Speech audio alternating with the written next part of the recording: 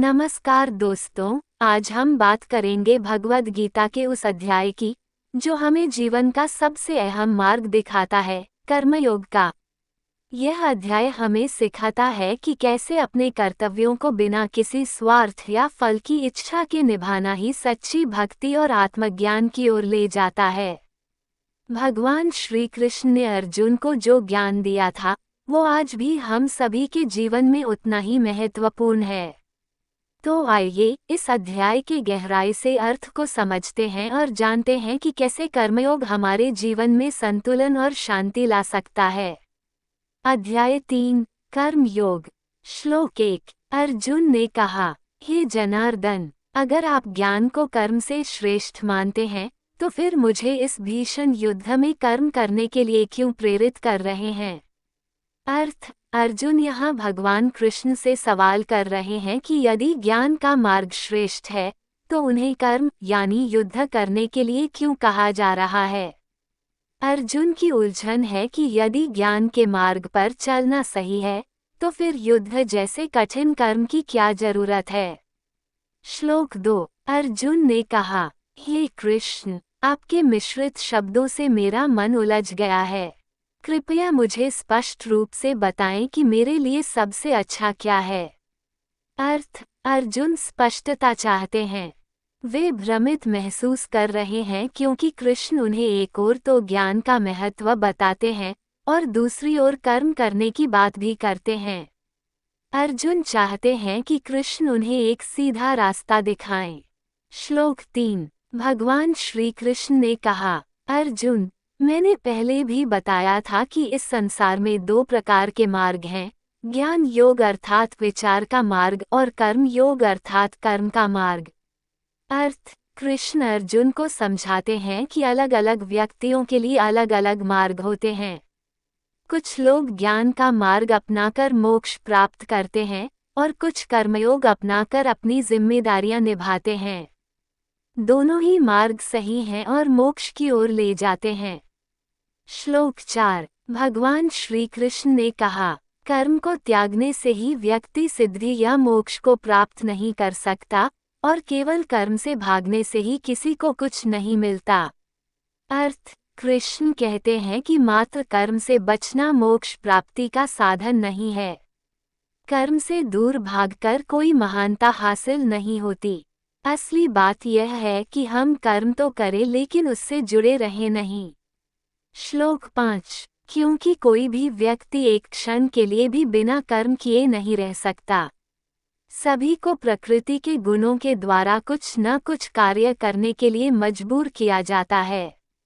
अर्थ, कृष्ण अर्जुन को बताते हैं कि कर्म जीवन का हिस्सा है और कोई भी इससे बच नहीं सकता। हमारी प्रकृति हमें लगातार कुछ करने पर प्रेरित करती रहती है, इसलिए कर्म करना स्वाभाविक है और इसे नकारा नहीं जा सकता। श्लोक 6। जो व्यक्ति इंद्रियों को तो संयमित करता है परंतु मन में कर्मों का चिंतन करता रहता है, वह दिखावा करने वाला कहलाता है और सत्य का पालन नहीं करता। अर्थ, यहाँ कृष्ण कह रहे हैं कि जो लोग बाहर से तो दिखाते हैं कि उन्होंने कर्म को त्याग दिया है, लेकिन अंदर से उन्हें इसकी इच्छा है, वे मात्र ढोंगी हैं। सच्चे त्यागी वही हैं जो अंदर से भी इन इच्छाओं को छोड़ चुके हैं। श्लोक 7। लेकिन जो व्यक्ति इंद्रियों को संयमित करके मन को स्थिर रखकर अपनी कर्तव्यों का पालन करता है, वही श्रेष्ठ है। अर्थ, कृष्ण बताते हैं कि जो व्यक्ति अपनी इंद्रियों को काबू में रखकर अपने मन को स्थिर करके अपने कर्तव्यों का पालन करता है, वही सच्चा कर्मयोगी है। ऐसे व्यक्ति का जीवन संतुलित होता है और वह मोक्ष की ओर बढ़ता है। श्लोक 8। अपने निर्धारित कर्तव्यों का पालन करो, क्योंकि कर्म न करना शरीर को बनाए रखने में भी संभव नहीं है। अर्थ, यहाँ कृष्ण समझाते हैं कि हमें अपने कर्तव्यों का पालन करना ही चाहिए, क्योंकि कर्म के बिना जीवन संभव नहीं है। जीवन जीने के लिए भी हमें कर्म करने पड़ते हैं, इसलिए अपने कर्मों को छोड़ना व्यर्थ है। श्लोक 9। सभी कर्म बंधन उत्पन्न करते हैं जब तक कि वे यज्ञ के लिए न किए जाएं। इसलिए अर्जुन, यज्ञ को छोड़कर कर्म किए जाने योग्य नहीं है। अर्थ, भगवान बताते हैं कि जब कर्म केवल अपनी स्वार्थपूर्ति के लिए किए जाते हैं तो वे हमें बांधते हैं, लेकिन जब वही कर्म यज्ञ या समाज की भलाई के लिए किए जाते हैं तो वे बंधनकारी नहीं होते। यज्ञ भावना के साथ कर्म करने से बंधन समाप्त हो जाता है। श्लोक 10। सृष्टि के प्रारंभ में ब्रह्मा ने मनुष्यों को यज्ञ के साथ उत्पन्न किया और कहा, इस यज्ञ के माध्यम से तुम प्रगति और समृद्धि प्राप्त करोगे। अर्थ, भगवान समझाते हैं कि सृष्टि की रचना के समय ब्रह्मा ने यज्ञ का महत्व बताया था। यज्ञ यानी परोपकार और त्याग के कार्य। ब्रह्मा ने मनुष्यों को बताया कि यज्ञ के द्वारा ही वे प्रगति करेंगे और उनका जीवन सफल होगा। श्लोक 11। यज्ञ के द्वारा देवताओं को संतुष्ट करो और वे तुम्हारी इच्छाओं को पूर्ण करेंगे। इस प्रकार एक दूसरे का पोषण करते हुए तुम उच्चतम कल्याण को प्राप्त कर सकते हो। अर्थ, यहाँ भगवान यज्ञ की परस्पर सहयोग की भावना को समझा रहे हैं। जब हम प्रकृति और समाज के हित में कार्य करते हैं तो बदले में हमें भी फल मिलता है। ये परस्पर सहयोग ही जीवन में संतुलन बनाए रखता है। श्लोक 12। जो लोग केवल अपने लिए ही भोग सामग्री का उपयोग करते हैं और यज्ञ में हिस्सा नहीं लेते, वे पाप का जीवन जीते हैं। अर्थ, भगवान कहते हैं कि जो लोग केवल अपने लाभ के लिए ही संसाधनों का उपभोग करते हैं, वे पाप कर रहे हैं। ये जीवन देने वाले सिद्धांतों के खिलाफ है। हमें अपनी भलाई के साथ दूसरों का भी ध्यान रखना चाहिए। श्लोक 13। यज्ञ में अर्पित भोजन खाने वाले लोग पाप से मुक्त होते हैं, लेकिन जो केवल अपने लिए भोजन करते हैं वे पापी हैं। अर्थ, यहाँ भगवान बताते हैं कि जो लोग अपने भोजन को यज्ञ, त्याग और सेवा का एक हिस्सा मानते हैं वे पवित्र हो जाते हैं, लेकिन जो केवल अपने स्वार्थ के लिए ही सब कुछ करते हैं वे पाप का बोझ उठाते हैं। यज्ञ भावना से किया गया कर्म ही पवित्र होता है। श्लोक 14। सभी प्राणियों की उत्पत्ति अन्न से होती है, अन्न वर्षा से उत्पन्न होता है, वर्षा यज्ञ से होती है और यज्ञ कर्म से उत्पन्न होता है। अर्थ, यहाँ भगवान एक प्राकृतिक चक्र का वर्णन करते हैं। अन्न यानी भोजन वर्षा से उत्पन्न होता है, वर्षा यज्ञ से होती है और यज्ञ का आधार कर्म है। इसलिए जीवन के इस चक्र में कर्म का महत्वपूर्ण स्थान है और इसे निभाना आवश्यक है। श्लोक 15। समस्त कर्म वेदों में स्थापित होते हैं और वेद ब्रह्म से उत्पन्न हुए हैं, अतः सर्वव्यापी ब्रह्म यज्ञ में सदैव स्थित है। अर्थ, कृष्ण समझाते हैं कि समस्त कर्म वेदों में निहित हैं और वेद स्वयं ब्रह्म सृष्टि के मूल सत्य से उत्पन्न हैं। इस प्रकार यज्ञ और कर्म ब्रह्मा का एक हिस्सा हैं और जीवन के सत्य को बनाए रखने के लिए आवश्यक हैं। श्लोक 16। हे पृथापुत्र, जो व्यक्ति इस जीवन चक्र का पालन नहीं करता और केवल इंद्रियों की इच्छा में लगा रहता है वो व्यर्थ जीवन जीता है। अर्थ, भगवान कहते हैं कि जो व्यक्ति इस चक्र को समझे बिना अपने इच्छाओं और सुख के लिए ही कर्म करता है उसका जीवन बेकार है। ये प्रकृति और समाज से जुड़ी जिम्मेदारियों को नकारना है और इससे जीवन का संतुलन बिगड़ता है। श्लोक 17। लेकिन जो व्यक्ति आत्मा संतुष्ट, आत्मा रमन और आत्मा संपूर्ण है उसके लिए कोई कर्तव्य नहीं है। अर्थ, यहाँ भगवान कहते हैं कि जो व्यक्ति पूर्ण आत्मा साक्षात्कार कर चुका है और अपने भीतर संतुष्ट है उसके लिए बाहरी कर्मों की कोई बाध्यता नहीं है। वो कर्मों से परे है क्योंकि उसने अपने भीतर ही सत्य को पा लिया है। श्लोक 18। ऐसे आत्मज्ञानी के लिए कर्म करने या न करने का कोई उद्देश्य नहीं है। उसे किसी भी चीज पर निर्भर नहीं होना चाहिए। अर्थ, भगवान समझाते हैं कि आत्मज्ञानी व्यक्ति अपने कर्मों के फल से परे होता है। उसे कर्म करने या न करने से कोई फर्क नहीं पड़ता क्योंकि वह किसी भी प्रकार के बंधन में नहीं होता। वह स्वतंत्र है और केवल आत्मज्ञान में स्थित रहता है। श्लोक 19। इसलिए हे अर्जुन, फल की इच्छा को त्याग कर अपने कर्तव्यों का पालन करो। इस प्रकार कार्य करने से तुम परम सिद्धि प्राप्त करोगे। अर्थ, यहाँ भगवान अर्जुन को निर्देश देते हैं कि अपने कर्तव्यों का पालन करते समय फल की इच्छा को छोड़ देना चाहिए। इस निस्वार्थ कर्म से ही सच्ची सिद्धि प्राप्त होती है। कर्म करना आवश्यक है, लेकिन उससे जुड़े रहने की जरूरत नहीं। श्लोक 20। जैसे जनकादि राजा कर्म करके ही सिद्धि प्राप्त कर चुके हैं, इसलिए समाज की भलाई के लिए भी कर्म करो। अर्थ, भगवान अर्जुन को उदाहरण देते हैं कि महान राजा जैसे जनक ने भी अपने कर्तव्यों का पालन करते हुए सिद्धि प्राप्त की थी। ये दिखाता है कि कर्तव्यों का पालन केवल व्यक्तिगत मुक्ति के लिए ही नहीं, बल्कि समाज की भलाई के लिए भी आवश्यक है। श्लोक 21। लोग श्रेष्ठ पुरुषों के आचरण का ही अनुसरण करते हैं। जो आदर्श वे स्थापित करते हैं, वही समाज का मार्गदर्शन करता है। अर्थ, भगवान कहते हैं कि समाज हमेशा महान पुरुषों के उदाहरण का अनुसरण करता है। इसलिए जो लोग श्रेष्ठ हैं, उन्हें अपनी जिम्मेदारियों का सही ढंग से पालन करना चाहिए, ताकि दूसरों को सही दिशा मिल सके। श्लोक 22। हे अर्जुन, मेरे लिए इस संसार में कुछ भी प्राप्त करने योग्य नहीं है, और न ही मुझे कुछ प्राप्त करना बाकी है, फिर भी मैं कर्म में संलग्न रहता हूँ। अर्थ, यहाँ भगवान खुद को उदाहरण के रूप में पेश कर रहे हैं कि हालांकि उन्हें किसी चीज की आवश्यकता नहीं है, फिर भी वे कर्म करते हैं। वे समझाते हैं कि यह सभी को प्रेरित करने और सही उदाहरण स्थापित करने के लिए है। श्लोक 23। यदि मैं कर्म न करूं तो सभी लोग मेरे मार्ग का अनुसरण करेंगे और इस संसार का संतुलन बिगड़ जाएगा। अर्थ, भगवान अर्जुन को बताते हैं कि अगर वे स्वयं कर्म करना छोड़ देंगे, तो लोग उनका अनुसरण करते हुए कर्म त्याग देंगे, जिससे संसार में असंतुलन पैदा हो जाएगा।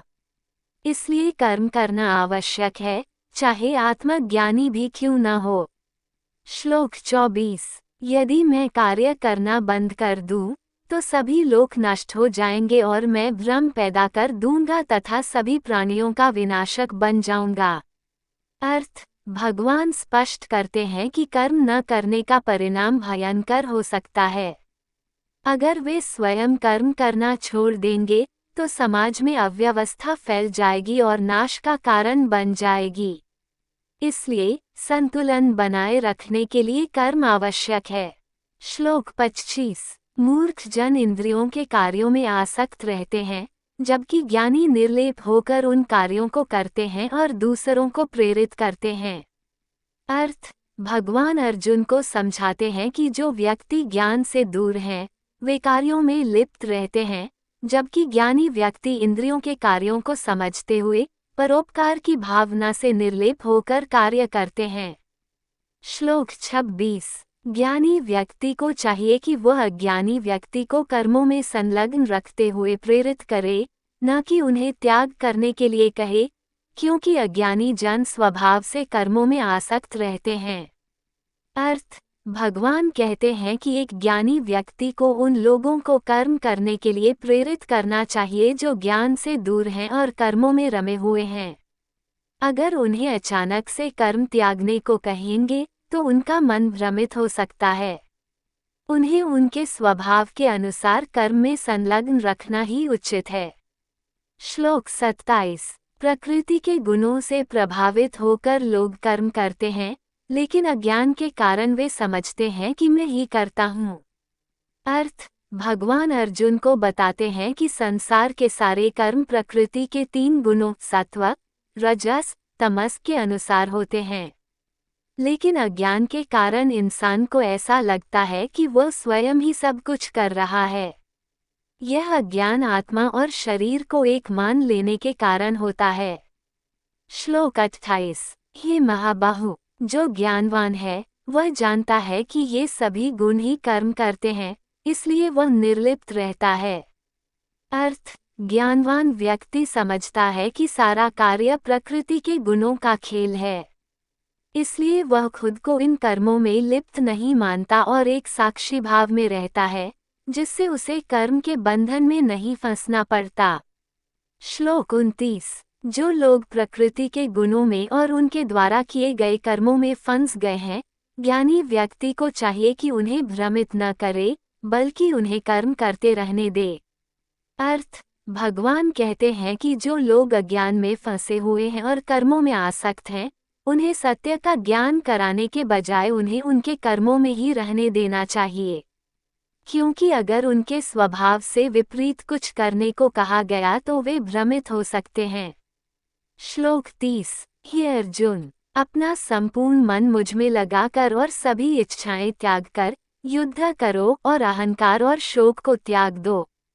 अर्थ: भगवान कहते हैं कि अपने समस्त कर्तव्यों को मुझे अर्पण कर दो और अपनी इच्छाओं, अहंकार और शोक को त्याग कर अपने धर्म का पालन करो।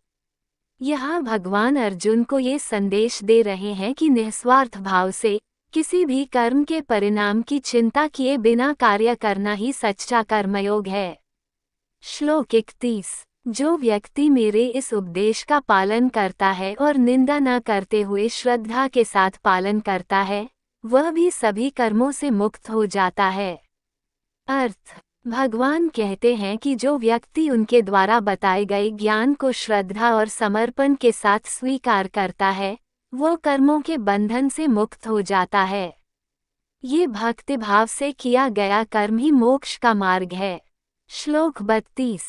लेकिन जो लोग इस शिक्षण का निंदा करते हैं और इसे नहीं मानते, वे अपनी बुद्धि से अज्ञान में ही रहते हैं और सारा ज्ञान खो देते हैं।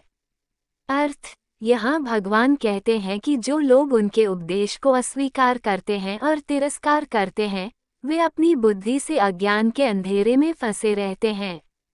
ऐसे लोग स्वयं को दुख और भटकाव में डालते हैं। श्लोक 33। हर व्यक्ति अपने स्वभाव के अनुसार कार्य करता है, भले ही वह ज्ञानवान हो।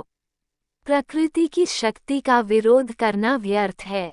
अर्थ: यहाँ भगवान अर्जुन को बताते हैं कि सभी लोग अपने अपने स्वभाव के अनुसार कार्य करते हैं। एक ज्ञानी व्यक्ति भी अपने स्वभाव का विरोध नहीं कर सकता, इसलिए अपने स्वभाव के अनुरूप कर्म करना ही उचित है। श्लोक 34। इंद्रियों के लिए आकर्षण और द्वेष स्वाभाविक हैं, लेकिन हमें इनके अधीन नहीं होना चाहिए क्योंकि ये हमें माया में फंसाते हैं। अर्थ: भगवान बताते हैं कि इंद्रियों के प्रति राग, आकर्षण और द्वेष, घृणा स्वाभाविक होते हैं, लेकिन इनसे प्रभावित होकर कर्म करना गलत है, क्योंकि ये हमें माया, भ्रम के बंधनों में बांध सकते हैं। श्लोक 35। अपना कर्तव्य, चाहे वह कितना भी साधारण हो, दूसरे के उत्तम कर्तव्य को निभाने से बेहतर है। अपना स्वाभाविक कर्म करना ही श्रेष्ठ है। अर्थ: भगवान अर्जुन को कहते हैं कि अपने कर्तव्य को निभाना, चाहे वह साधारण क्यों न हो, दूसरे के कर्तव्यों का पालन करने से श्रेष्ठ है, क्योंकि अपना स्वाभाविक कर्म करने से ही संतोष और आत्मसंतुष्टि मिलती है। श्लोक 36। अर्जुन ने पूछा, हे केशव, मनुष्य क्यों बिना चाहे भी पाप कर्म में लिप्त हो जाता है, जैसे कि उसे कोई बलपूर्वक खींच लेता हो। अर्थ: अर्जुन यहाँ एक बहुत ही महत्वपूर्ण प्रश्न पूछते हैं कि मनुष्य कई बार अपनी इच्छा के विरुद्ध भी पापमय कर्म करता है, जैसे कि कोई शक्ति उसे खींच रही हो। ये प्रश्न मनुष्य की कमजोरियों और इच्छाओं की प्रकृति को समझने के लिए महत्वपूर्ण है। श्लोक 37। भगवान ने कहा, ये काम, इच्छा और क्रोध है, जो रजोगुण से उत्पन्न होता है और यह पाप को उत्पन्न करने वाला है। ये सबसे बड़ा शत्रु है। अर्थ: भगवान कहते हैं कि मनुष्य का सबसे बड़ा शत्रु उसकी कामना, इच्छा और क्रोध है, जो रजोगुण से उत्पन्न होते हैं। ये न केवल इंसान को पाप में धकेलते हैं, बल्कि उसके आत्मज्ञान के रास्ते में भी बाधक बनते हैं। श्लोक 38। जैसे धुएं से आग ढांकी रहती है, जैसे धूल से दर्पण ढांका रहता है, वैसे ही कामना से यह आत्मा ढांकी हुई है। अर्थ, यहाँ भगवान बताते हैं कि इच्छाएं आत्मा को उसी तरह ढांक देती हैं जैसे धुआं आग को और धूल दर्पण को। ये इच्छाएं इंसान को उसकी असली आत्मा से दूर रखती हैं और माया में उलझा देती हैं। श्लोक 39। ये ज्ञान को ढकने वाली कामना ही मनुष्य की शत्रु है, जो आत्मा को अज्ञान के अंधेरे में रखती है। अर्थ, भगवान कहते हैं कि यह कामना ही ज्ञान को ढकने वाली सबसे बड़ी बाधा है। यह आत्मा को अज्ञान में रखती है और मनुष्य को सच्चे आत्मा साक्षात्कार से दूर करती है। श्लोक 40। इंद्रिय, मन और बुद्धि ये कामना के निवास स्थान हैं। ये सबको अज्ञान में डुबोने का कार्य करता है। अर्थ, भगवान कहते हैं कि कामना इंद्रियों, मन और बुद्धि में निवास करती है। ये कामनाएं मनुष्य के भीतर गहराई तक प्रवेश करती हैं और उसे भ्रम में डाल देती हैं। श्लोक 41। इसलिए, हे अर्जुन, सबसे पहले अपने इंद्रियों को वश में करो और इस कामना, जो विनाशकारी है, को नष्ट करो। अर्थ, भगवान यहाँ अर्जुन को निर्देश देते हैं कि पहले इंद्रियों को नियंत्रित करना जरूरी है, क्योंकि जब तक इंद्रियों पर नियंत्रण नहीं होता, तब तक कामना और क्रोध मनुष्य पर हावी रहते हैं और उसे सत्य से दूर ले जाते हैं। श्लोक 42। इंद्रियों से बड़ा मन है, मन से बड़ी बुद्धि है और बुद्धि से भी परे आत्मा है। अर्थ, भगवान बताते हैं कि इंद्रियों से मन श्रेष्ठ है, मन से बुद्धि श्रेष्ठ है और बुद्धि से भी श्रेष्ठ आत्मा है। इस आत्मा का साक्षात्कार करने के लिए मन और बुद्धि को नियंत्रित करना आवश्यक है। श्लोक 43। इस प्रकार आत्मज्ञान से खुद को संभालो और कामना के इस शत्रु को नष्ट करो। अर्थ, भगवान अर्जुन से कहते हैं कि आत्मज्ञान से खुद को सशक्त बनाकर अपने भीतर की इच्छाओं और क्रोध को नष्ट करो। ये कामना ही सबसे बड़ा शत्रु है और इसे आत्मज्ञान से पराजित किया जा सकता है। तो दोस्तों, यही था भगवद गीता के इस अध्याय का सार, जिसमें कर्मयोग का मर्म छुपा है। हमें आशा है कि आपने इस व्याख्या से जीवन को समझने का एक नया दृष्टिकोण पाया होगा। अगर यह वीडियो आपको पसंद आया तो लाइक करें, अपने दोस्तों के साथ शेयर करें और चैनल को सब्सक्राइब करना न भूलें ताकि आप और भी ऐसे ज्ञानवर्धक वीडियोस मिस न करें। याद रखें, निस्वार्थ भाव से कर्म करना ही असली योग है। धन्यवाद और अगले वीडियो में फिर मिलेंगे।